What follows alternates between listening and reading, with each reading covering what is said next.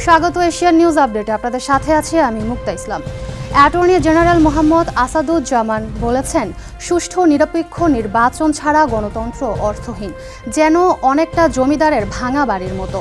আজ প্রধান বিচারপতির নেতৃত্বে আপিল বিভাগের পূর্ণাঙ্গ বেঞ্চে নির্দলীয় তত্ত্বাবধায়ক সরকার ব্যবস্থা ফেরাতে আপিলের ওপর রাষ্ট্রপক্ষের দ্বিতীয় দিনের শুনানিতে তিনি একথা বলেন।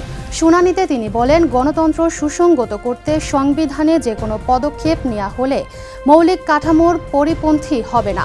তত্ত্বাবধায়ক সরকার বাতিলের পেছনে যে যুক্তি দিয়েছিল আপিল বিভাগ, তা ছিল উদ্দেশ্য প্রণোদিত ও ভ্রান্তপ্রসূত বলেও জানান তিনি। এর আগে বুধবার প্রথম দিনের শুনানিতে তিনি বলেন, তত্ত্বাবধায়ক সরকার বাতিল হওয়ার কারণে এদেশের নির্বাচনী ব্যবস্থা গণতন্ত্র ধ্বংস হয়েছে। রাজনৈতিক বিদ্বেষমূলকভাবে আওয়ামী লীগকে সুবিধা দিতেই নির্দলীয় তত্ত্বাবধায়ক সরকার ব্যবস্থা বাতিল করা হয়। নভেম্বরে গণভোট আয়োজন সহ 5 দফা দাবিতে রাজধানীর পল্টন এলাকায় পদযাত্রা করেছে জামায়াত সহ 8 সমমনা দল। সকাল থেকে বাংলাদেশ জামায়াতে ইসলামী ঢাকা দক্ষিণ শাখার নেতাকর্মীরা মিছিল নিয়ে পল্টনের দিকে অগ্রসর হন। জুলাই জাতীয় সনদ বাস্তবায়নে আদেশ জারির পর এই গণভোটের দাবিতেই মিছিলটি অনুষ্ঠিত হচ্ছে।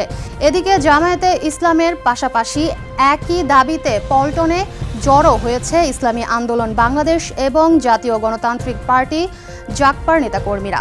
বেলা 10:30টার দিকে মিছিলের নেতৃত্ব দেন জামায়াতের সেক্রেটারি জেনারেল মিয়া গোলাম পরোয়ার।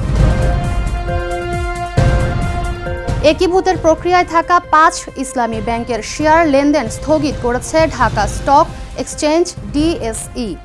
নোটিশ দিয়ে ডিএসই ফার্স্ট সিকিউরিটি ইসলামী ব্যাংক, সোশ্যাল ইসলামী ব্যাংক, এক্সিম ব্যাংক, গ্লোবাল ইসলামী ব্যাংক এবং ইউনিয়ন ব্যাংকের শেয়ার লেনদেন স্থগিত করে। পরবর্তী ঘোষণা না দেওয়া পর্যন্ত ব্যাংকগুলোর শেয়ার লেনদেন স্থগিত থাকবে।